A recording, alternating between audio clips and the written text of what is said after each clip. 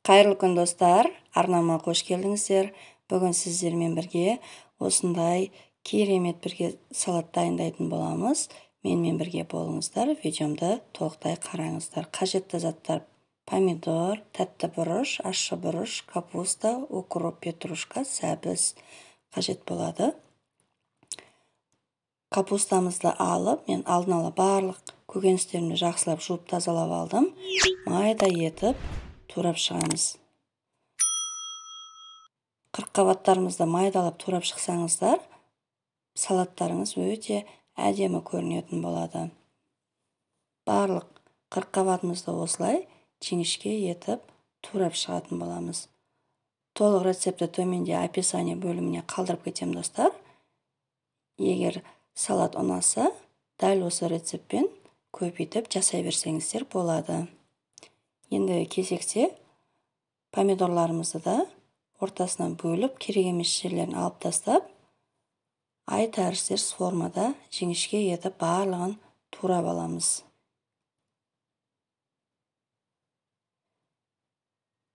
Барлық помидорларымызды да дәл осылай турап аламыз. Достар, менің арнама тіркелмеген болсаңыз, тіркеліп, жанындағы қоңырауша белгісін баса кетіңіздер. Арнамда көптеген қолжетімді заттардан тұратын рецепттер бар, және алдағы уақытта көптеген рецепттер салатын боламын. Сіздер алғашқылардың бірі болып қарайтын боласыздар. Туралған помидорларымызды да осылай керсенімізге саламыз. Араластыруға ыңғайлы етіп, мен үлкен ыдыс алдым. Енді тәтті бұрыштарымызды да жіңішке етіп, барлығын турап аламыз. Келесі кезекте сәбізімізді осылай сәбіз өткізгіштен жақсылап өткізіп аламыз, яғни теркадан. Егер сәбізінің мол болғанын қаласаңыздар, көптеп қоса берсеңіздер болады. Енді аскөктерімізді тураймыз. Менде укроп пен петрушка араласқан түрі. Жақсылап майдалап турап аламыз аскөктерімізді де.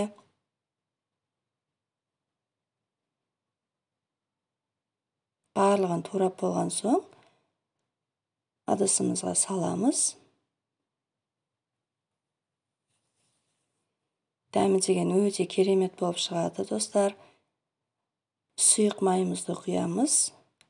Майларыңыз иіссіз болуы тиіс міндетті түрде. Сіздер де жасап көріңіздер, қыстың күні кез келген тағамдармен үйлеседі. Ештеңені қуырып отырмайсыздар, барлығын турап, бірден банкаға салып, жаба берсеңіздер болады. 3 ас қасық тұзымызды салдым. Енді жақсылап араластыратын боламыз, қолымыздың көмегіменен жақсылап араластыратын боламыз. Қатты мыжғылап араластырудың қажеті жоқ. Көкөністерімізді жақсылап араластырып болған соң, аз уақытта қалдырып қойсаңыздар, өзі суы бөлініп шығатын болады.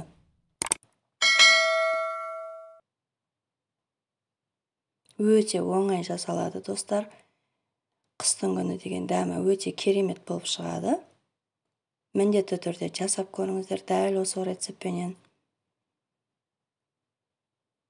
Енді ащы бұрышымызды алып, майдалап турайтын боламыз.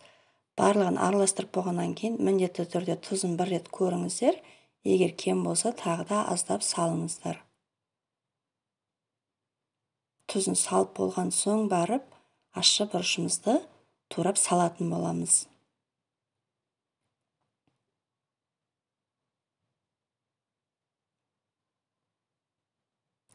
Егер ащы қосуды қажет етпесеңіздер, міндетті емес, мен кішкене ащылау болсын деп, 2 штук қосып жібердім. Барлығын жақсылап тағы да араластырамыз. Ащы бұрышымыз барлық жеріне жеткілікті болып араласуы қажет. Енді банкілерімізді паритетіп осылай дайындап аламыз алдын ала. Дайындап алған банкілерімізге салаттарымызды құйып, барлығын бөліп құйып аламыз. Міне өздеріңіз құйып көріп тұрғандай, салатымыздың соғы шықты, барлық банкілерімізге теңдей салатымызды салып болғаннан кейін қалған суын барлық банкілерімізге жететіндей етіп құйып шығатын боламыз банкілерімізге. Қатты нығыздаудың қажеті жоқ салатымызды. Кішкене басып, толтырып саламыз бірақ.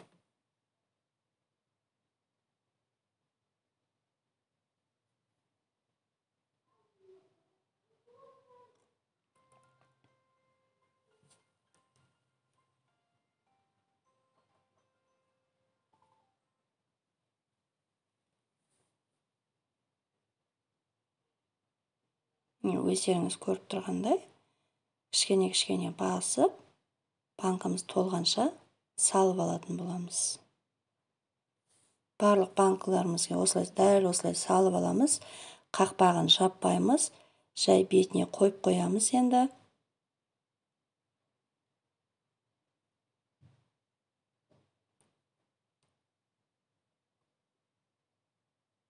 Осы уақытта үлкен кастрөлімізге суымызды құйып, астына осындай матамызды төсеп, банкыларымыздың мойнына дейін жететін етіп су құйып, банкыларымызды жарты сағат қайнатамыз. Міне дәл осылай жарты сағат қайнатамыз. Сол уақыт аралығында салаттарымыз дайын болады. Міне барлығын алып алдым. Дайын болып шықты. Түстері де кішкене өзгереді. Қақпақтарымыздың бетін алып, осындай уксустан кішкене ғана тамызып, бір-бір айналдырып шығатын боламыз. Ішіне ешқандай уксус, аспирин қоспаймыз, бірақ қақпағына дәл осылай жасап аламыз. Ішіне құюдың қажеті жоқ, қақпағына ғана дәл осылай жасап шығатын боламыз. Міне осымен салаттарымыз дайын.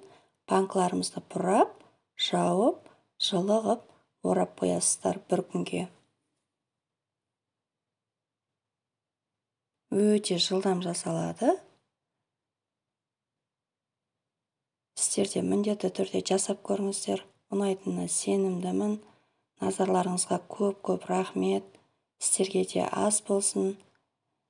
Егер видеом ұнаған болса, комментарий бөліміне өз пікірлеріңізді қалдыра кетіңіздер. Қазақша контенттің дамуына өз үлестеріңізді қоса кетіңіздер. Келесі кездескенше сау болыңыздар.